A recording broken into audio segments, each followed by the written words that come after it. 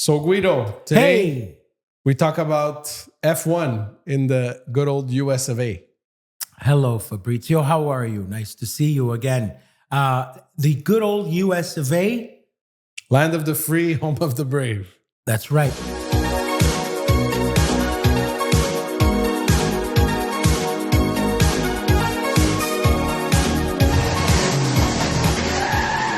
Now, how long has the race been going on in USA? Good question. I mean, in the modern era, they had the Austin race in Texas. That was their Grand Prix. A few years back, it was Indianapolis. It was on the Indy 500 track, but instead of going in that A circle. or that oval, they designed the track inside And of they it. stopped doing that? Yeah, I don't know how many years that lasted, but I would have thought that would have worked out really well. That would have been really cool. But yeah, because Indy 500 is just one circle. getting Al Unser Jr. yeah, that's was the a other typical like American Yeah. way of racing. Yeah. It's F1 seems to really go against the grain. Yeah. But somehow they've done a great job. They've managed to pierce that market, and it's remarkable. With you know, Vegas. but I think they succeeded with the Netflix series with Drive to Survive. I think the Americans love reality TV showmanship.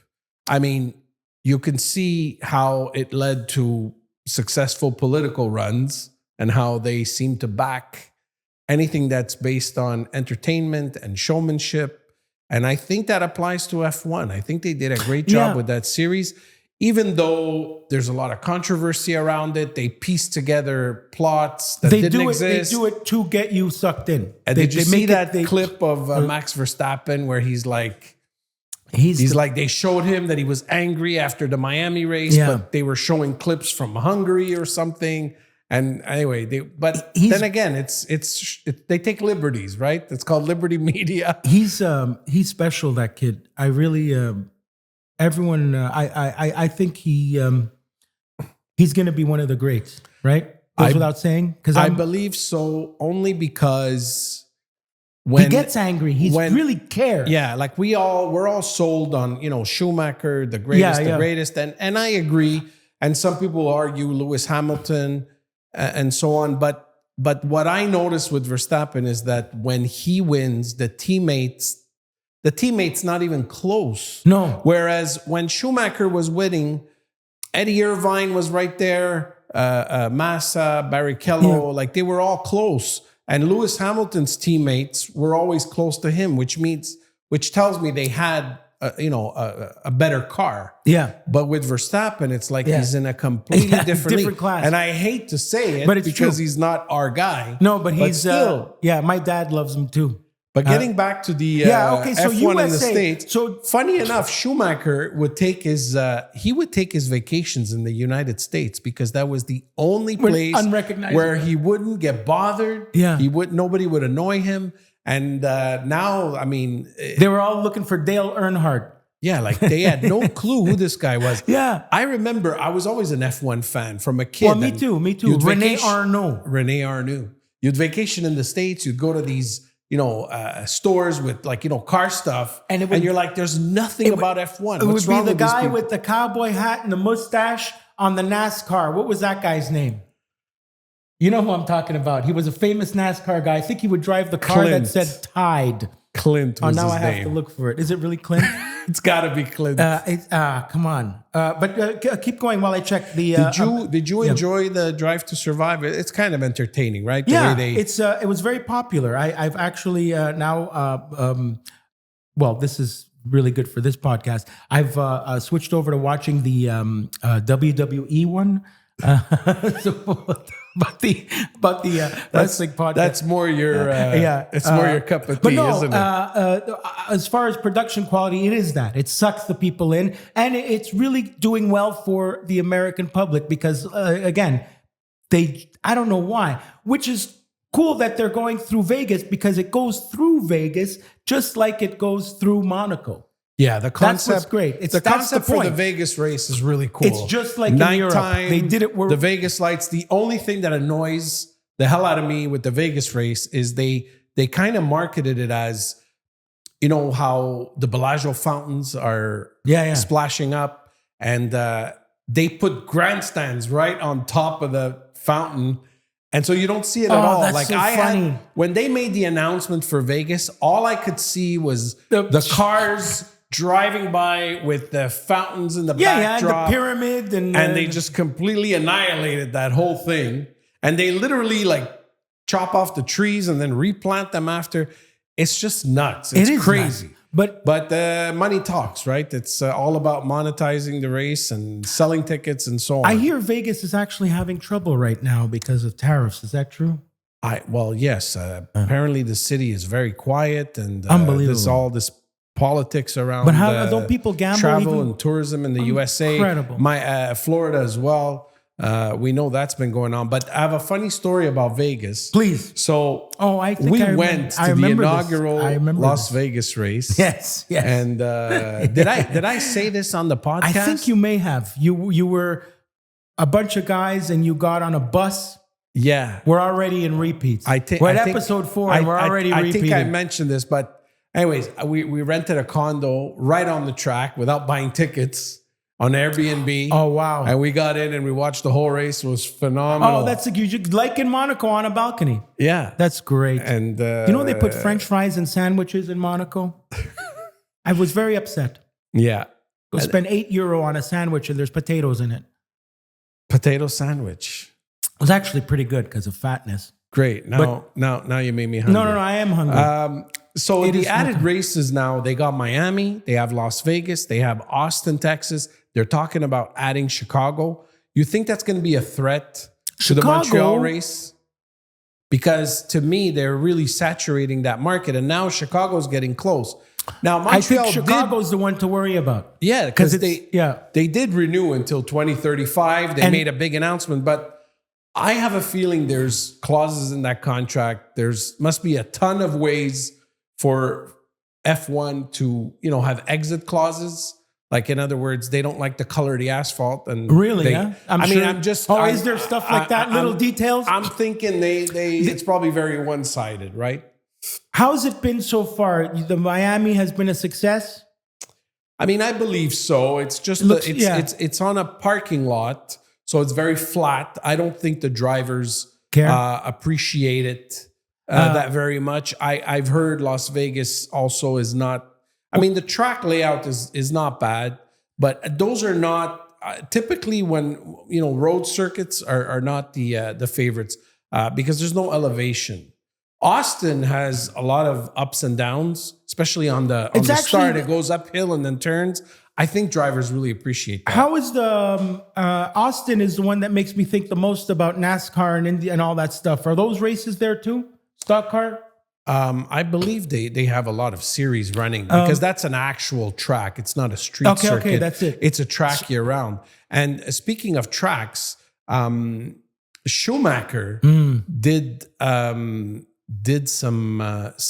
lapping or racing or whatever. Not actual racing, but he took a car and drove on the Mont Tremblant track we have here. Oh wow! And when he had no idea, they brought him. I don't know who brought him there.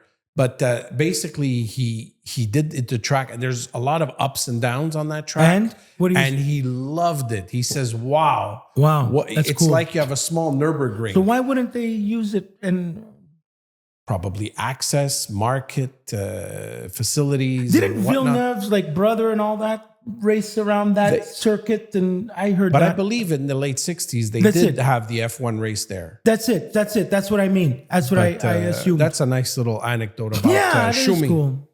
I wonder if he's okay. So you were talking about American F1 fans versus the rest of the world. Like, what's a typical American F1 fan? Like, he's got to be new, right? The typical guy probably just got into this. And it would have to be maybe of Latin, because you think of Miami, all those people that love soccer there, they kind of slip over into the Formula One because it's more international. You're right. Rather than it's less. So I bet you that in Miami, there's some real American fans. A lot of Europeans in Florida too. Like, Yeah. you know, there's Russians, there's a lot of Italians from Italy. In Chicago, you got Polish. I wonder, you know, Chicago's got the Pope. I'll tell you that. It's true. The new Pope. Pope Leo. Yeah. He's going to pull some strings. Yeah, I think he just drives up to Maranello and say, let's get amazing? us a race. Yeah, he probably did. But the future, who knows? I mean, but do you think there's too many races now? 24. It seems like we have a race every weekend. It's I don't know. It's too diluted. Maybe it's not as special because it's like, oh, Sunday there's a race. Like before, when you had a race, you had 15 races per year. When I was growing up watching it, I would have to agree with you. Maybe there's a little too many. They're like now, overdoing it. What do we have? Hungary and like baseball, 162 games. I mean, you have to be quite the devoted the fan. Special event out of it. Even Olympics. Olympics should happen every 10 years. The World Cup, 4 years. Yeah, too that's long? It seems like every 2 years because of the Euro Cup. Because the Euro, we get into the Euro. But it's our World Cup. It's our excuse it really is. for not making the World Cup. I think that. Here's what I wanted to ask as a common man, a common racing fan, as opposed to a specialist. What is the purpose, and do you like the sprint race? I don't. I really don't. It's just so confusing. I still haven't, and I try to explain to my dad because he says "mette la course," so I put the race, and he goes, "Ma questa è la qualificazione, ma quale?" Yeah. This is because, like you said, they want to take up more and give people more bang for their buck because they're hanging out at the track for 3 days. Let's give us something on a Saturday, but then do it every weekend. Don't why is it that apparently Montreal next year will be one of the sprint races too? But I don't like it. I still don't understand the point. Just so they can see the cars? They have select weekends where they say on Saturday we're good, but they still do the regular qualifying and the race on Sunday. So this has nothing to do with it. I think the sprint race is less points or half the points. So they still count? Absolutely. It's a real race. But is it a Grand Prix? I don't think it qualifies as a Grand Prix. It's just a sprint race. Okay, so have the winners of the sprint race have anything to do with the winners the next day? Have they been the same? No, because they do a qualifying for the sprint race. Right. And then they do the qualifying for the race. So you could be the sprint race champion and have nothing. Well, you got points for winning the sprint race. But it just... to me, honestly, it's ridiculous. And is that the general consensus? Most real diehard fans are like, this is pointless. You know what? Nobody gets excited about the sprint race, right? It's like a football game. Hey, come over for the football game on Sunday. Come over for the soccer game. Nobody seems to care, as far as I know, about the sprint race. But I guess it sells commercials. It gets people tuning in on Saturday. It gets people in the stands. Marketing-wise, it's great, but... for the sport, I just find it's a bit of you want to call it a cop-out or an easy money. It's lazy. I find it's lazy. I don't like it. It's inconsistent. The sport has evolved and changed, and I'm not sure if it's going in the right direction. Like a hockey game is 3 periods. Imagine throughout the year you'd have a few games where they play 4 periods. Yeah, why? What's the point? Or they play a mini game before the real game. I don't like it at all. I think it's ridiculous. They should have something like the All-Star game in racing, though. That would be a good... that would be cool. Put them all in like buggies. Or something. Put them all in go-karts. Put them all in that Red Bull thing there where they... Yeah, or soapbox racing. Soapboxes, yeah. Where they have to push each other down there. No, but think about that. What do they do? There isn't I love the All-Star game weekend in any sport, even in basketball. Yeah. It's great. It would be a good idea to have the last Hockey Four Nations formula, that really worked. It became an intense rivalry, I guess, with the political climate with the US and Canada. Yeah, you mentioned the political climate. Well, just because it's topical. But well, we got to tell you that the Formula One, the Trump car... Very good. The Trump car is going to be the Obama. I like Obama. We're going to tear it down. We're going to race. We're going to build it up. We're going to have races. Chicago, race. My hometown. Michelle and I love the race. Like Lewis Hamilton. So he's black.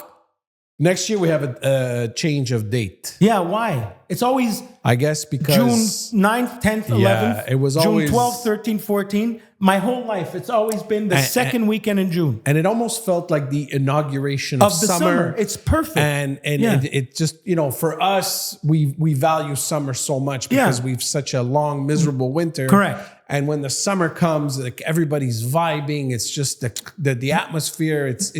It's almost magical. And by moving it to May, I feel it's not going to be the same. I'll say that I prefer that they're moving it.